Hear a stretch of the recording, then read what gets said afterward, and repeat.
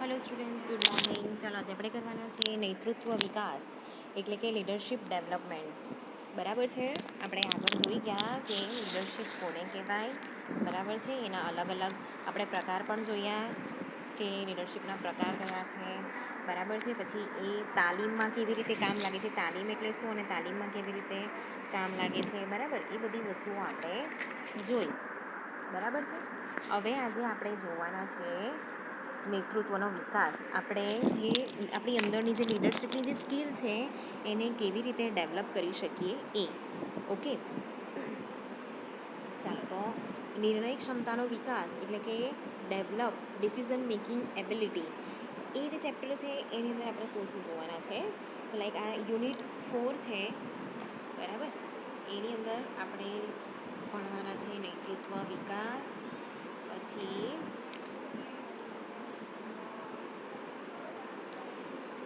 ત્રણ ચેપ્ટર છે આની અંદર. બરાબર છે. એમાં જો આપણે જોયું નેતૃત્વના વિકાસ, નેતૃત્વના ગુણોનો વિકાસ. બરાબર છે. એના પછી આપણે જોયું કે અભિપ્રેરણ અને તાલીમ. બરાબર છે. હવે અહીંયા આપણે શીખવાના છે નિર્ણય ક્ષમતાનો વિકાસ, એટલે જે નેતૃત્વ વિકાસનો જે ચેપ્ટર છે આખું. બરાબર, એમાં આ છેલ્લું ચેપ્ટર છે. ઓકે, અને એના પછી આપણે ભણવાના છે પરિવર્તન અને મનોતણાવ સંચાલન, ચેન્જ અને સ્ટ્રેસ મેનેજમેન્ટ. આખું સાયકોલોજી બેઝ ચેપ્ટર છે. બરાબર છે. પણ એ પહેલાં આપણે આજે development in decision making ability, બરાબર છે, એ શીખવું બહુ જરૂરી છે. તમે લીડર તો બની ગયા, પણ એની અંદર ઘણીવાર બહુ બધી વાર એવું બનતું હોય છે કે તમારે ડિસિઝન મેકિંગ કરવાના છે, પ્રોબ્લેમ સોલ્વિંગ કરવાનું છે. તો એના માટે તમે લીડર બની ગયા પણ તમારી પાસે આ પાવર નહીં હોય ને, તમે કંઈ નહીં કરી શકો. એટલે આ ચેપ્ટર બી એટલું જ મહત્ત્વનું છે. ઓકે,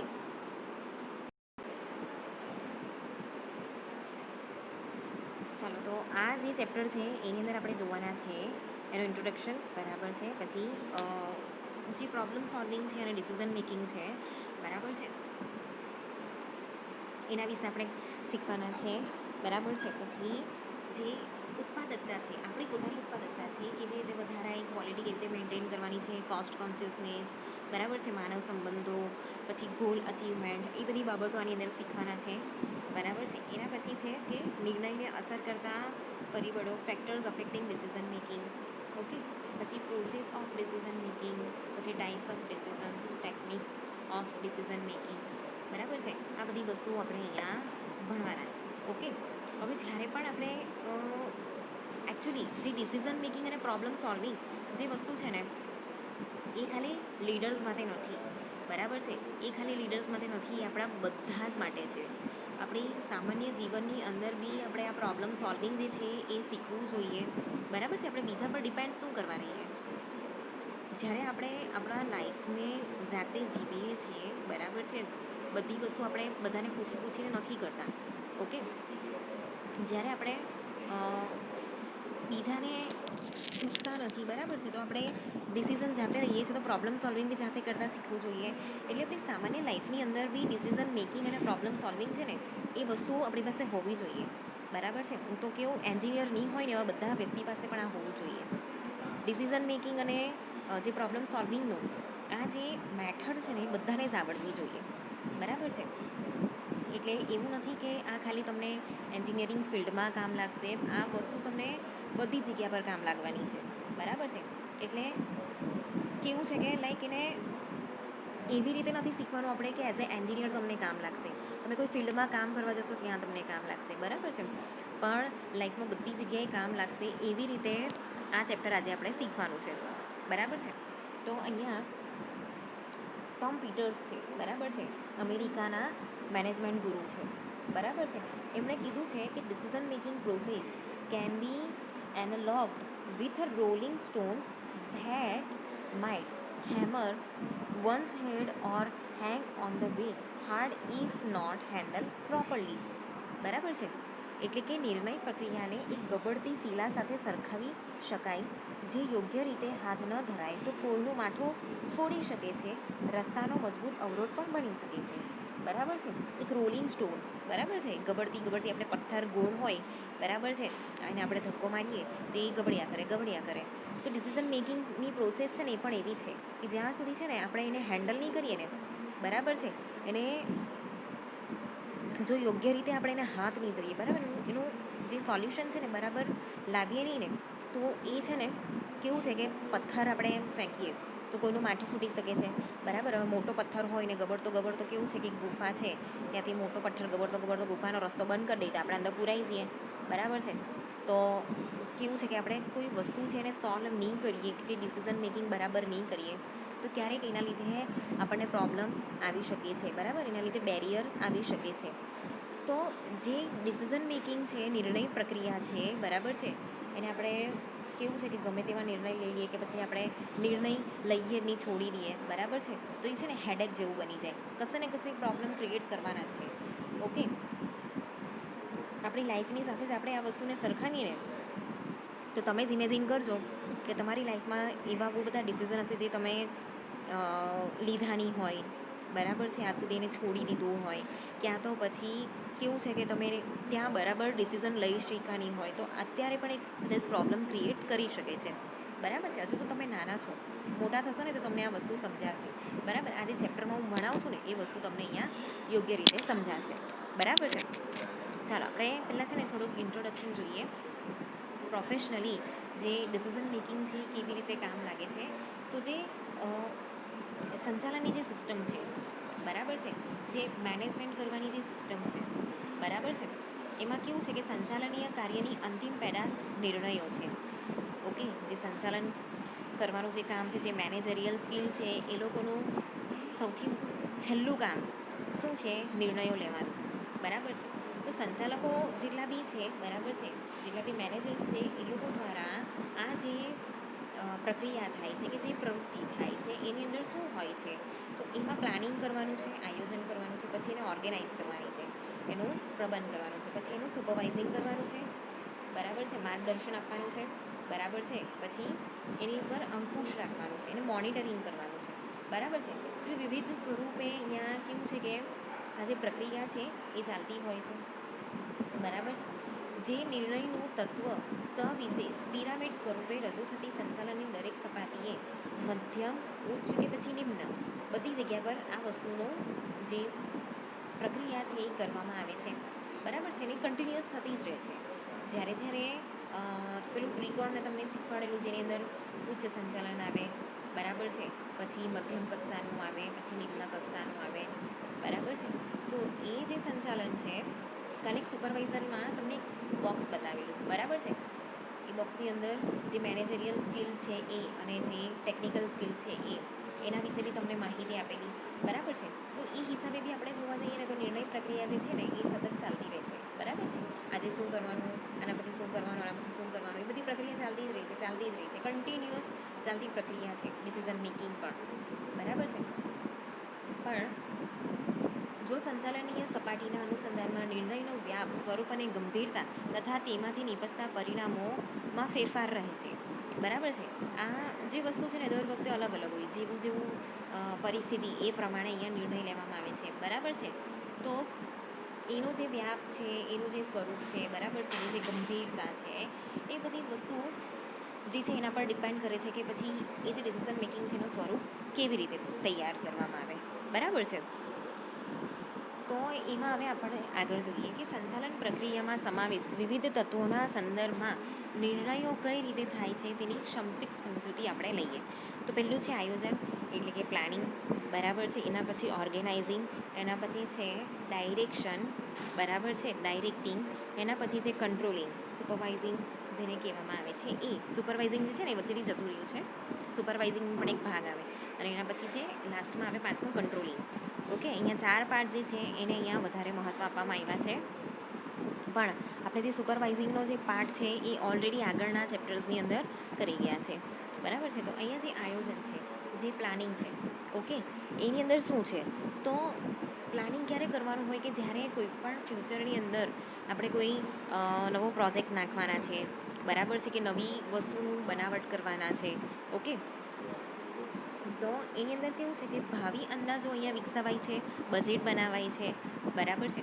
પછી ઉચ્ચ સંચાલનના નિર્ણયથી મંજૂર થયેલું બજેટ જે છે બરાબર છે, એને કાયદેસર રીતે માન્ય થયેલા દસ્તાવેજો બને છે, તે જ પ્રમાણે નીતિ અને વિધિ વિષયક નિર્ણયો કરવામાં આવે છે.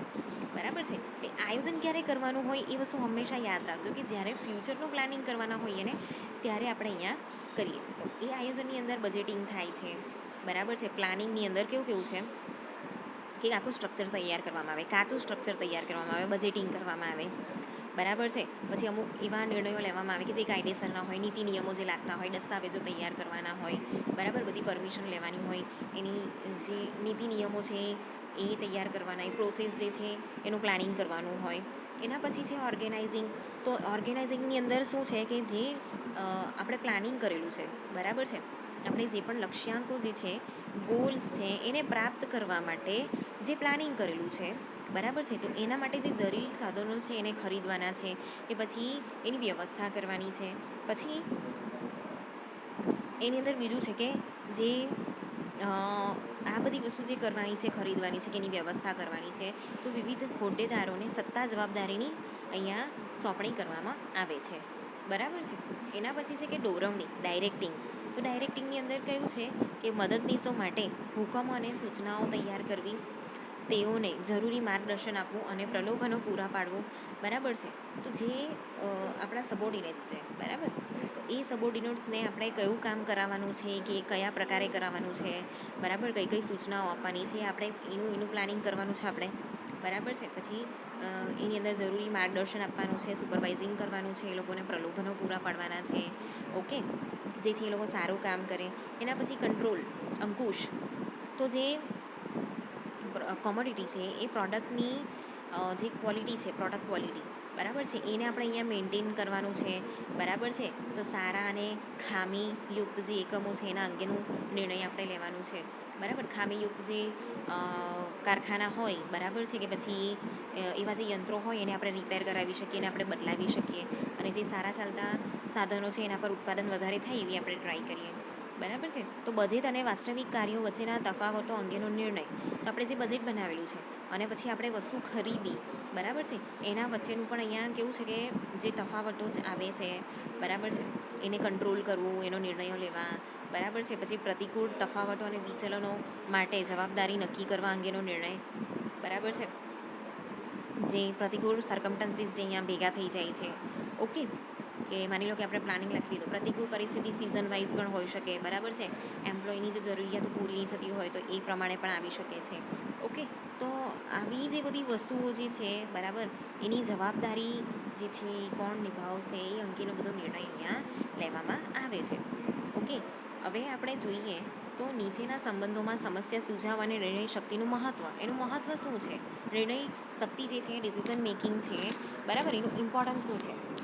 તો જે પ્રોબ્લેમ સોલ્વિંગ છે અને ડિસિઝન મેકિંગ છે, બરાબર છે, એનું ઇમ્પોર્ટન્ટ અહીંયા બહુ જ બધું છે.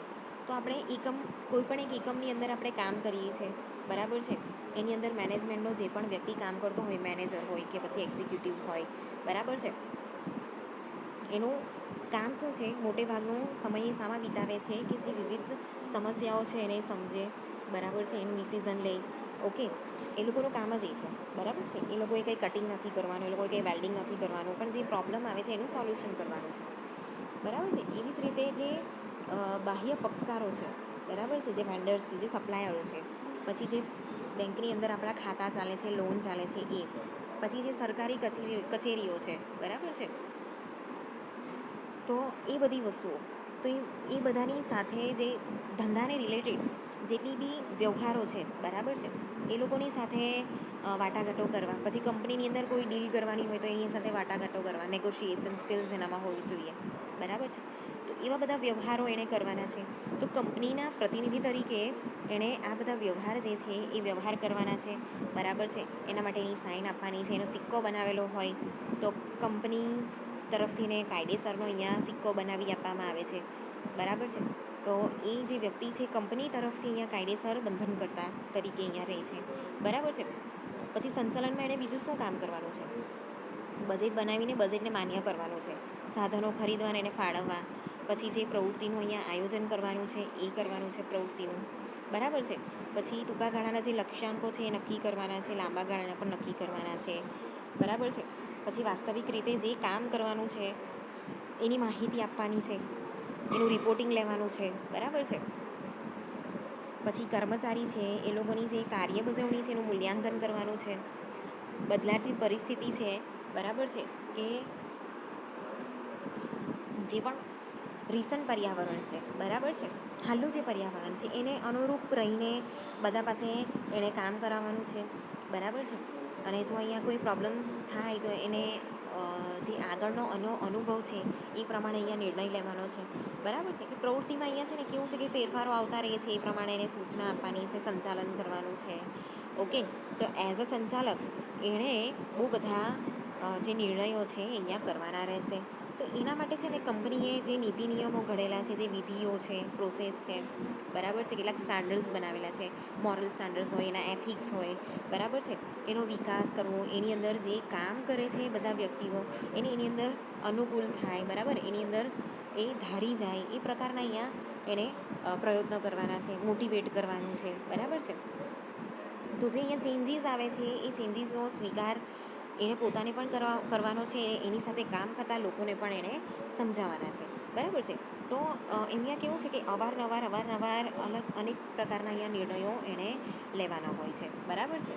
તો આ રીતે અહીંયા કેવું છે કે જે બધી જ વસ્તુ છે ને એનું સંચાલન એણે કરવાનું છે, કંપનીના હિત માટે કે એમ્પ્લોયના હિત માટે, કારીગરોના હિત માટે, પછી એની સાથે જે જોડાયેલા જે સપ્લાયરો છે, બેન્કરો છે, બરાબર છે, બધાના હિત માટે અહીંયા શું છે એક નિર્ણયો એણે લેવાના હોય છે, બરાબર છે.